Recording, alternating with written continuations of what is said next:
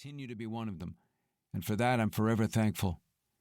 At 74, I don't get down to the pony as much as I used to, but I'm still glad it's there. Long may she run.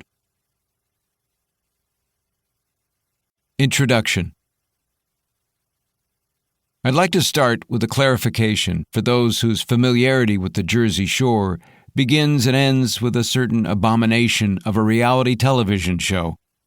The Jersey Shore is a diverse stretch of 141 miles of coastline that is far from monolithic. There's alcohol-free family resort towns like Ocean City, mansion-lined Hamptons-esque hamlets like Spring Lake, and kitschy, carnival-vibe boardwalks in Seaside Heights and Point Pleasant. There's pockets of surf and fishing communities in almost every town. Asbury Park, however, was always different. A brief history lesson. In the early 1900s, Asbury Park was an entertainment resort town seeking to compete with Atlantic City, building theaters and convention halls to help fill its many hotels. In the middle of the century, it was becoming a destination for touring acts looking for a gig between Philadelphia and New York City. Led Zeppelin and the Rolling Stones, for example, arrived in town in the 1960s. Yet, like many towns at the time, Asbury Park was segregated. The oceanfront, or east side of the train tracks, remained a largely white population. On the west side was a largely black community, with a thriving music scene as jazz and blues clubs littered Springwood Avenue.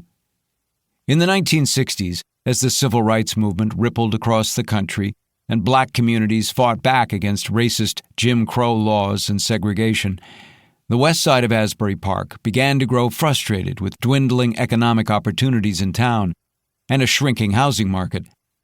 Those tensions would erupt into riots in July 1970, when protesters destroyed nearly all of Springwood Avenue. Though no one was killed, the damage and unrest sparked a flight from Asbury Park, the beginning of a slow, precipitous decline that would bottom out in the 1990s. That era was my introduction to Asbury Park and the Stone Pony. Inching through the crumbling west side of town, as the 6 CD changer shuffled through Blink-182, Bad Religion, and Bigwig, in single-lane traffic for the 1998 Vans Warped Tour held in the Stone Pony lot. Cars were backed up 5 miles along a mostly single-lane road to the Garden State Parkway. It was a 2-plus-hour crawl in swampy Jersey Shore summer heat for my dad and me in an aging Ford station wagon as we crossed into a ghost town. Dubbed Beirut by the shore, the once proud beach resort town of Asbury Park looked more like bombed-out Dresden in World War II, the shattered remnants of the city ripped apart by decades of corruption, segregation, tough luck, and the unsparing whims of economic change. Even with the Warped Tour stages providing a temporary skyline to the beachfront and a surge in summertime population, the scars of the struggling town were everywhere. Bars were shuttered and closed. Homes deserted. A rotting abandoned condo project 12 stories high cast a shadow over the concert area, a warning visible from blocks away of this city by the sea that fortune seemingly forgot. It was not the kind of ruins that presented options to the opportunistic and bold.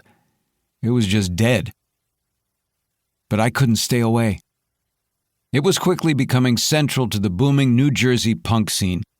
Bands that started with shows in basements, Legion halls, and firehouses were getting signed to major labels and headlining tours. That recognition drew other national punk bands to Asbury Park, and with them came me, to the Pony and other venues in town. My friends and I, hooked on the scene and the permanent hearing damage that came with it, tried to go to everything. Then, I discovered the world of Bruce Springsteen. He had always been there, omnipresent in my life as a lifelong New Jerseyan, born to 2 lifelong New Jerseyans, with a father who filled every car ride and silent moment in the house with classic rock or Q104.3 on the radio.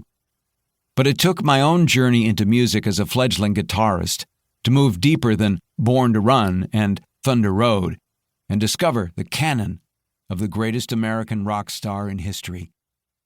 That someone as galactic as Springsteen was from